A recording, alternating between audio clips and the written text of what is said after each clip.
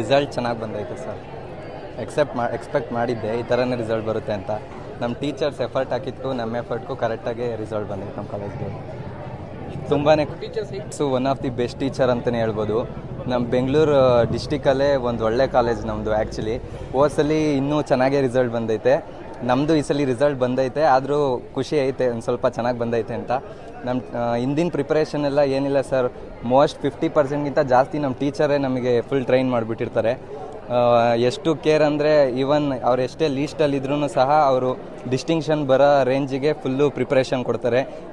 Even ನಾವು 5:30 ನಮಗೆ end ಆದ್ರೂ 6:30 ಐ ಮೀನ್ ಲೋ ಪರ್ಸೆಂಟೇಜಲ್ಲಿರೋ ಸ್ಟೂಡೆಂಟ್ಸ್ಗೆಲ್ಲ ಫುಲ್ಲು ಧೈರ್ಯ ತುಂಬಿ ಫುಲ್ಲು ನೀಟಾಗಿ ಬರೀಬೇಕು ಅನ್ನೋ ಥರ ಕಾನ್ಫಿಡೆನ್ಸ್ ತುಂಬಿ ಅವರಿಗೆ ಅಷ್ಟೇ ಟೀಚರ್ ಸಪೋರ್ಟ್ ಐತೆ. ನಮಗೂ ಅಷ್ಟೇ, ಏನಾರ ಒಂದು ಪ್ರಿಪೇಟ್ರಿ ಆಗ್ತಿದ್ದಂಗೆ ಆ ದಿನವೇ ಆ ಎಕ್ಸಾಮ್ ದಿನವೇ ಕರೆದು ಈ ಥರ ಡೌಟ್ ಚೆಕ್ ಮಾಡೋದು, ಏನಾರ ಡೌಟ್ ಇದೆಯಾ ಅಂತ ಕೇಳೋದು ಪದೇ ಎಕ್ಸಾಮ್ ಟೈಮಲ್ಲೂ ಅಷ್ಟೇ.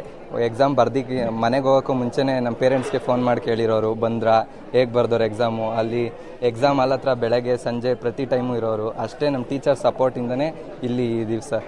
ಹಂಗೆ ನಮ್ಮ ಟೀಚರ್ಸ್ ಎಲ್ಲರೂ ಅಷ್ಟೇ, ಪ್ರತಿ ಸಬ್ಜೆಕ್ಟಲ್ಲೂ ಅಷ್ಟೇ ಸರ್, ಫುಲ್ಲು ಚೆನ್ನಾಗಿದೆ.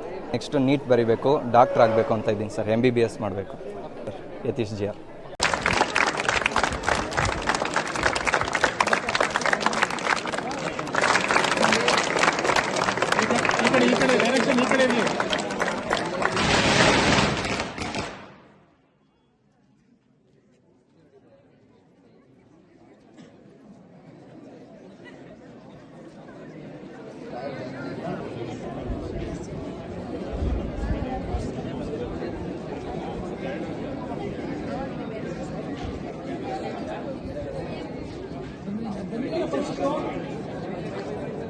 ಸರ್ ನೀವು ಕೂತ್ಕೊಂಬಿಡಿ.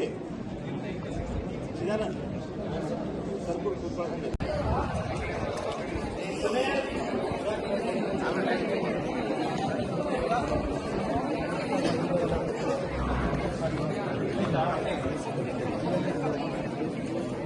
Registration license.